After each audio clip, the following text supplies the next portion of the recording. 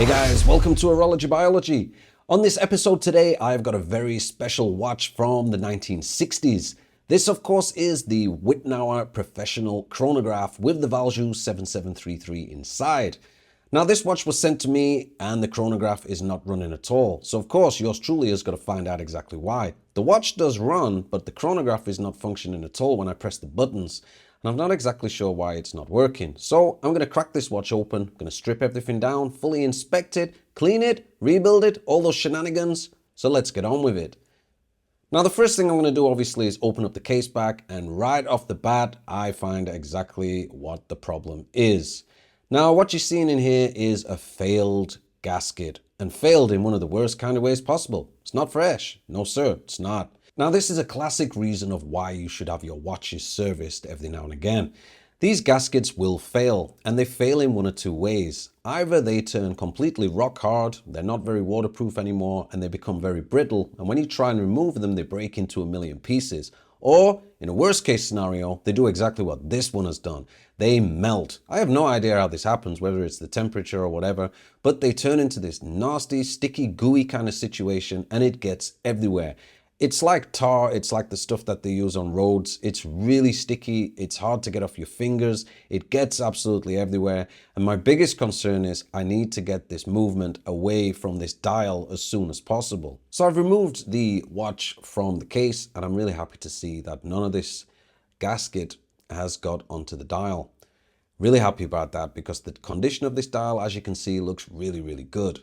So the next thing obviously I want to do is cover the dial with some plastic, and then I can go at removing these hands, and I have to spend extra special time and care with these because these hands are really unique to this watch, guys. I mean, the condition of them is very good, and trying to find a replacement if I was to mess it up would be an absolute nightmare.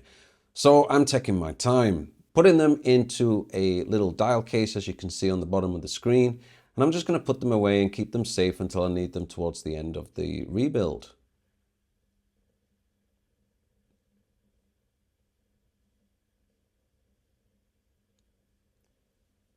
So the dial's held in, as you can see, with two dial feed screws, one on each side of the movement.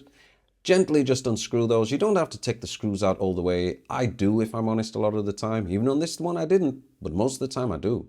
And then just gently go at the dial with a plastic lever and pry it away gently from the movement. And guys, it looks really good. I'm really, really happy with the condition of this dial.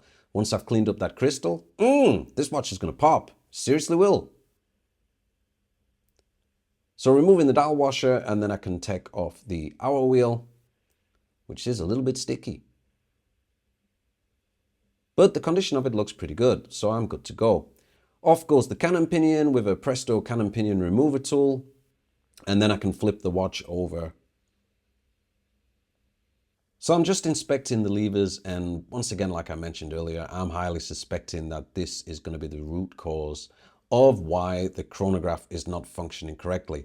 I mean, you can see all of the gasket residue that's stuck onto that main plate. It's also stuck onto these levers, and these levers need to move freely in order to engage the chronograph, stop, start, and reset functions.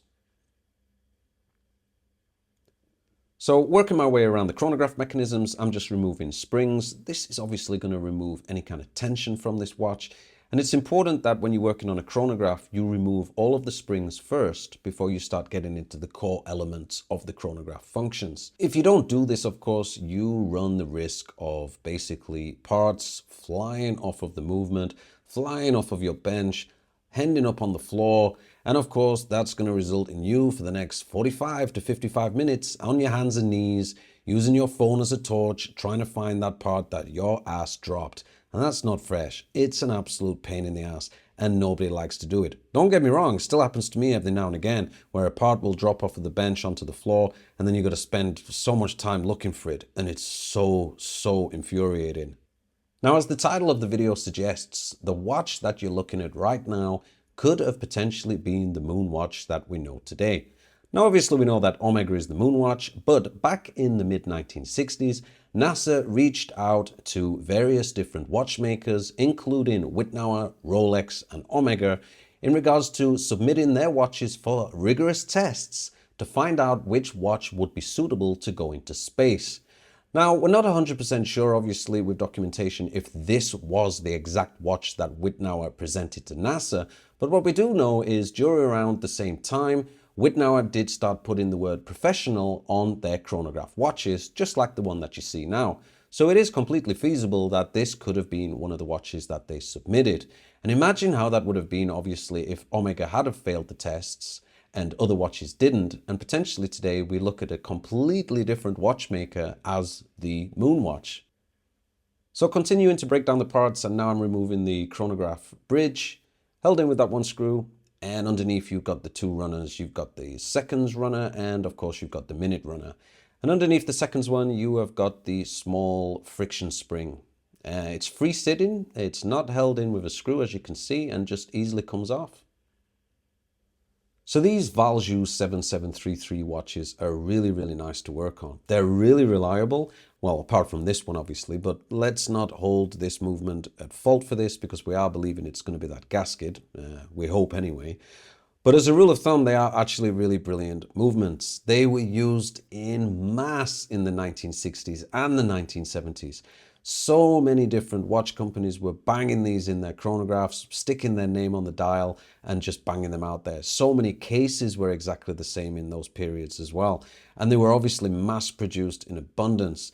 The 7734 was exactly the same as the 7733. The only difference being that a 7734 had a date on it, which was obviously really nice for people that like dates. Not a big fan of date watches myself, but you guys already know that.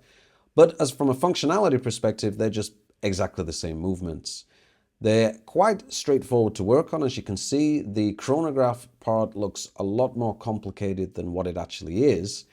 And they just work really, really nice. Now, from a choice perspective, I do prefer a column wheel based chronograph, like a Valjoux 72, for example. I just find that when you press in the pushes, they just feel so much smoother, just so much more relaxed. And obviously it makes sense because this one's not a column wheel based movement. So when you press in the pushes, it is a lot more firmer to push, pretty much exactly the same as like if you're playing with a Valjoux 7750. They're all cam based, so it's completely different to a column wheel based, and they are a lot more harder to push on those pushes, and especially on the reset. So all of the chronograph mechanisms and parts have been removed, and now I can break down the rest of what is left of this watch. The click's been removed, also the ratchet wheel, and now I'm taking away the crown wheel and of course the crown wheel core. Everything's been inspected as I go along, and so far things are looking pretty good. I'm not seeing any signs of rust, just the black nastiness, as you can clearly see on the screen.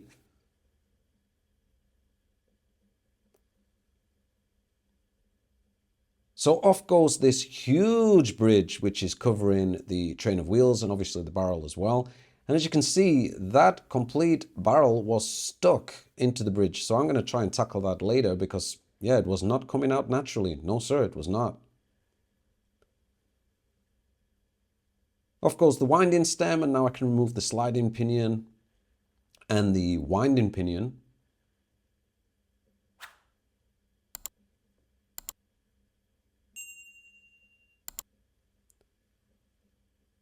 And now that that's dealt with, I've turned the watch over and I can remove the setting lever spring, held in with those two screws, using a little bit of pegwood as well, just to make sure that it doesn't get away from me. And the last thing I want is one of those screws to disappear and jump off of the bench. Minute wheel's gone, the intermediate wheel's gone.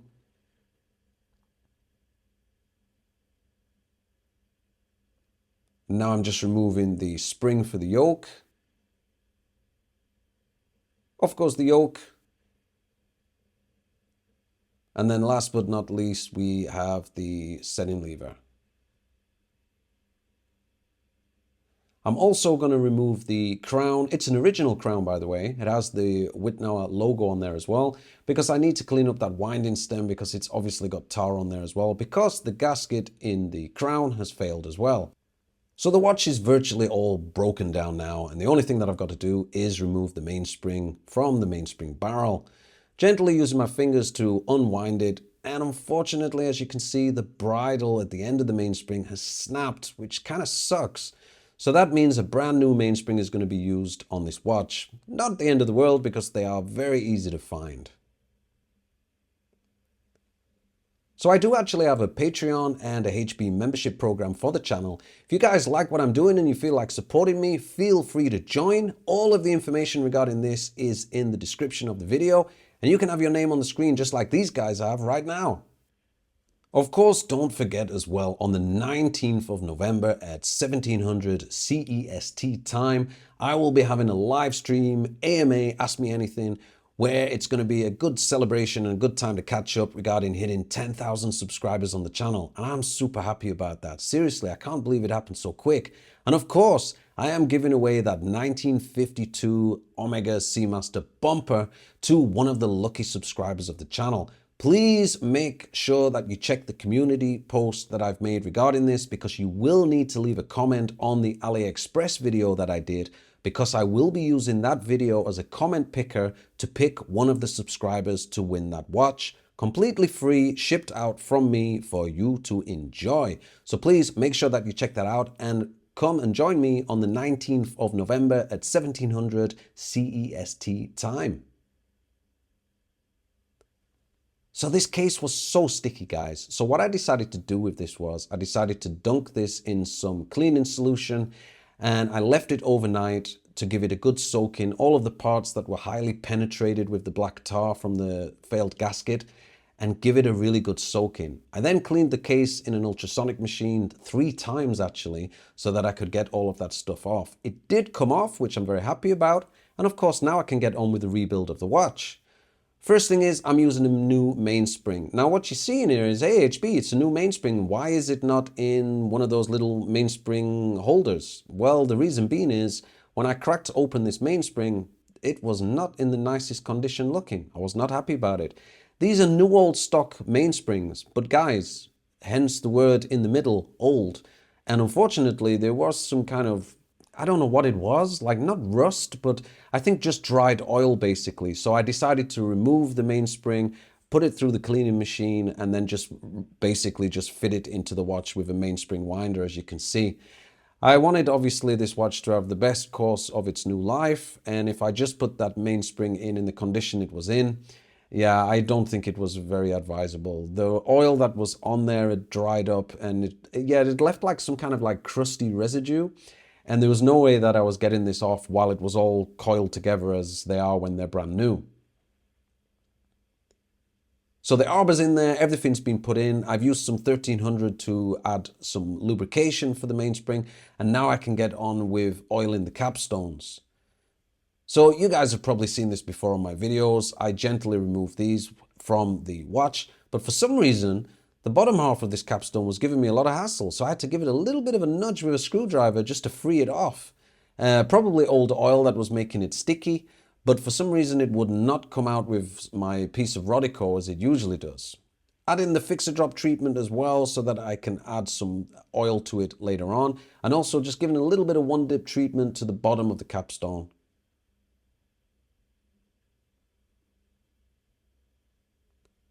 So adding a little bit of 9010 just into the middle, as you can see, and then I can put on the top. It fuses together and the oil holds it in place. And then underneath, what you're looking for is that nice bubble of oil for where your balance staff is going to go, which you can clearly see on the screen. Pop it back onto your balance cock and then close down the Inca block lever. And then you will repeat exactly the same process on the other side, which you're not going to see right now. No, sir, you're not. And the reason being is you've seen it a million times, so once is enough. Now I'm giving this a quick blow because I want to see how freely this balance moves, and it moves so freely. Look, and I've speeded it up, and obviously right at the end you're seeing that it was still just moving so little, and that's exactly what you want to look for, that it's moving so free, no friction, nothing like that. And of course, friction is an enemy to a watch. So if you can reduce that in all the different elements, it's highly advisable. So little 1300 for where the arbor is going to fit for that mainspring barrel, and also for where the center wheel is going to go. And then I can just build up the train of wheels. Take your time with this. There is absolutely no rush. Just make sure that all your pivots line up before you put your bridge on. And then of course, when you do, you need to make sure that you line everything up from the top side as well, because the last thing you want to do is break one of these pivots. They are such a fine piece of metal, so you need to be really careful that each one goes into its corresponding jewel hole and just fits nice and cool. Now, when it comes to watchmaking, as far as I'm concerned, there's just one real rule of thumb, and it's like, if it just is not fitting right, then it's not right. Everything should fit absolutely perfect without being forced. It should feel smooth, and that is the result that you're looking for. When you've got everything lined up, just hold everything down with a little bit of pegwood just to keep it securely, and then tighten up your screws. Testing that everything is running freely, as you can see here, before you tighten everything up fully, and then you're good to go.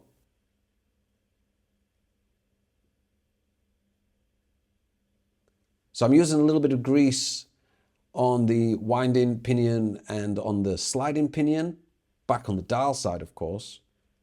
Oh, and guys, I'm using another camera as well. So I've actually used 4 cameras for this video. I decided to use another one just to have like an overhead. I thought maybe it's something a little bit different. I've not done it before. I don't know what you guys to think to that, but I think it looks pretty cool. Little bit of grease as well for where the cannon pinion's going to go. And then I can just put that on. Cannon pinions are friction fit. So you just want to line it up, place it on top, and then you just snap it down in place with your tweezers. On goes the minute wheel and the intermediate wheels. If I can get hold of it, of course. And I've added a little bit of 1300 as well to each of the posts. Also added some 1300 for where the setting lever is going to go. And then I can continue with the keyless works, building it up with the yoke. Little grease as well between the two parts with the setting lever and the yoke, because they're going to be in contact with each other. So it's important that you do lubricate those. And then I can add on the yoke spring. I also add a little bit of 1300 as well between the yoke spring and the yoke. Greased up the setting lever as well. Sorry, the setting lever spring as well. And then that's just held in with those 2 screws. And I'm just checking that everything's engaging nicely. And then I can just wipe off any of that excess grease with some Rodico.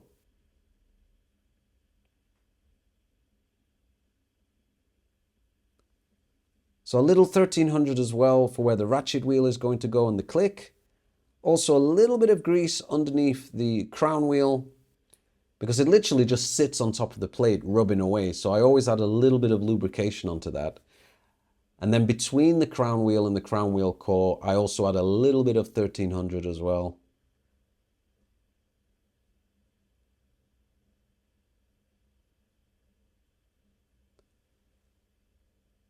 And it's just held in with those 2 screws, not reverse threaded screws.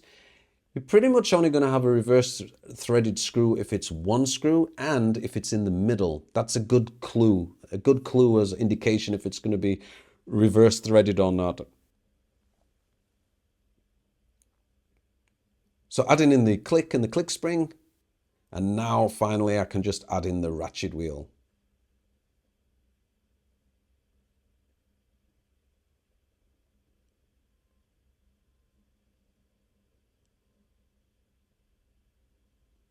And this watch is coming along nicely. It's nice and clean, got rid of all that nasty black gunkiness.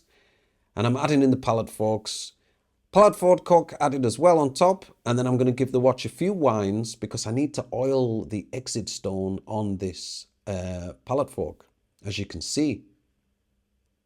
Nice close-up shot for you guys so you can see it all happening.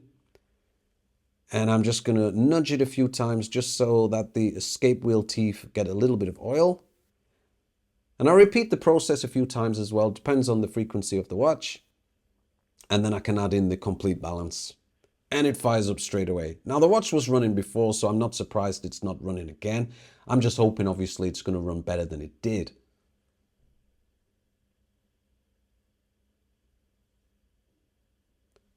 So oiling up the jewels, using a combination of 90-10 and 1300. 1300 on the center, but the rest I use 90-10. And of course you repeat the process on the other side of the movement as well, on the dial side. And when it comes to oiling, guys, less really is more. That's what I was always taught. You do not need to use a lot of oil at all. You barely want to see it, basically.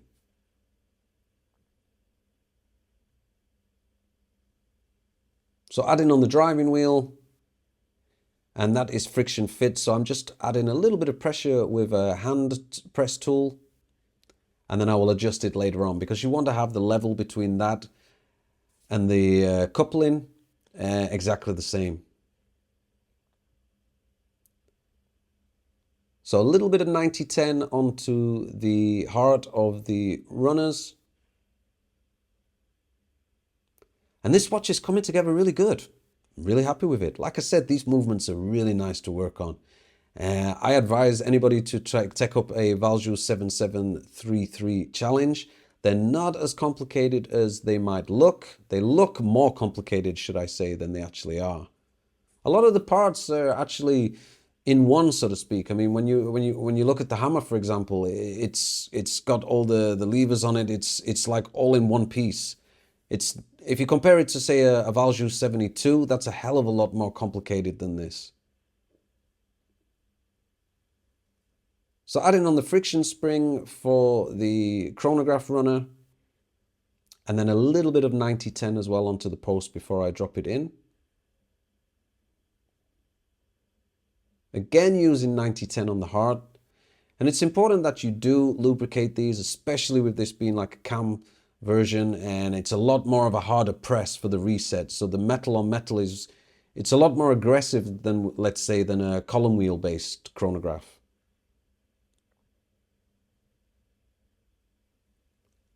Just cleaning off any excess.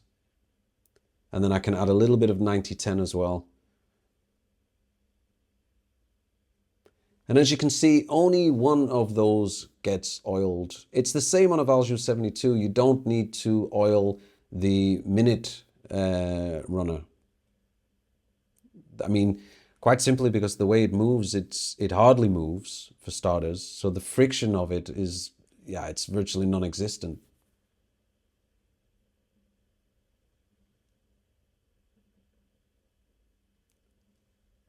Little bit of grease, and of course cleaning up any excess. And this watch is really getting built up really nice, guys. We are really, really getting close. So guys, I want to thank you as well for all the really nice comments that I was receiving in a lot of the videos lately. Can't believe that it's over 13,000 subscribers on this channel now. It's crazy. I did not expect to have this many subscribers so soon, which is mad fresh. I'm not going to lie. I'm really, really happy about that. So I really appreciate it. Thank you so much, guys. It motivates me definitely in regards to making more content. And of course, providing really, really nice watches. I've got two other watches as well, really nice watches as well. Both chronographs, and those are going to be two that I'm going to be making videos next after this one.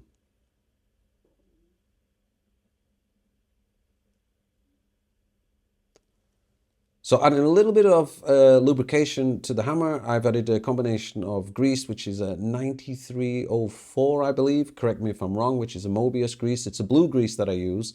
Somebody asked me about this before, and I use it a lot of the time. It's a really, really nice grease to work on. And I also like it as well because it's blue. So if you use too much, and in a lot of the cases you will use too much, and there's nothing wrong with using too much, just make sure that you clean off more than what you should use, basically.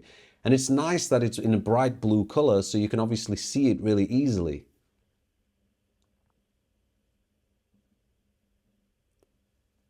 Little 1300 to the posts for where the levers are going to go. And this is what I was saying about this chronograph. It's not a very complicated chronograph, but it's a very reliable chronograph. And directly when I got this part out of the wash, I noticed that it was moving so much more freely than it was before. Obviously because we got the black gunk off. The presentation of it is not obviously looking brand new, but from a functionality perspective, that's what's important as far as I'm concerned. Also adding this little spring in, for which the pushers can press against in order to operate the levers. Can be a little bit tricky, this one. I must admit, it took me a few minutes because it's kind of like one of those springs where you want to have like 3 hands. So you can hold everything in place and then push it in. But we get there in the end. And then the last lever for the reset. And then I just want to make sure that everything's engaging properly. Start, stop. And I'm happy to see that because it certainly wasn't doing that before. We've also got the minute turning over exactly as it should, which is another really, really good sign. And we are really on our way. So a little 1300 on the side of the cannon pinion for where the hour wheel is going to go. And then I can put on the dial washer. And of course, now we just get to fit the dial in the hands. I did give the crystal a buffing as well. It wasn't in terrible condition. There were a few scratches on it, obviously, so I gave it some polywatch treatment. I didn't need to go super next level on it, which was really good. Just some polywatch buffing was enough to give it a nice new shine and make it look a hell of a lot better than it did. And now I can add on the hands. All the hands are friction fit, so just take your time, make sure that they're aligned correctly, and then you can just press them on with a hand press tool. Also making sure that your chronograph hands are at 12 o'clock or correspondence so that you can actually have them aligned correctly.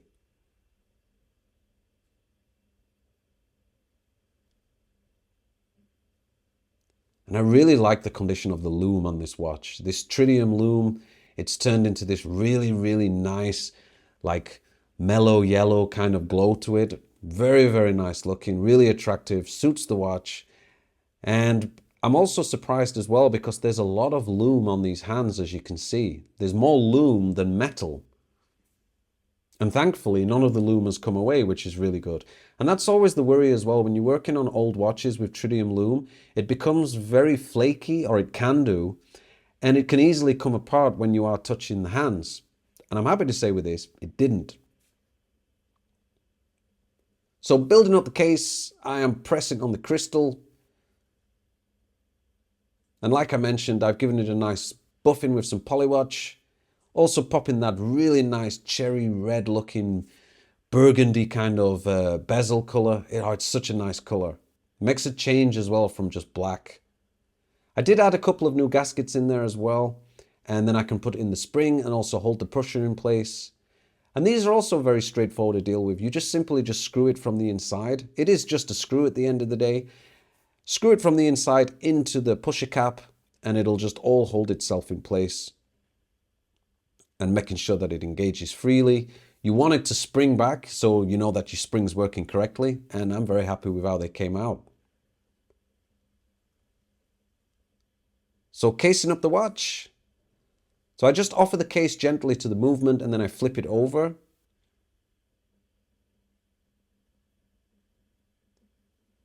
Adding a new gasket to this crown as well. And just simply lay that over the winding stem, drop it in place, and it'll hold down there. Adding also some lubrication to the winding stem as well, which is very important. And then I can offer that to the watch.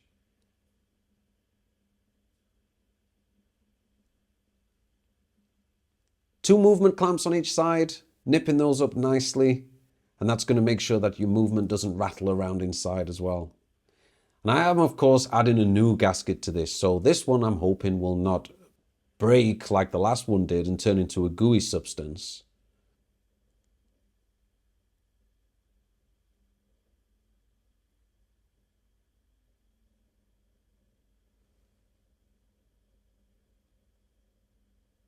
So let's check the watch on the Timergrapher.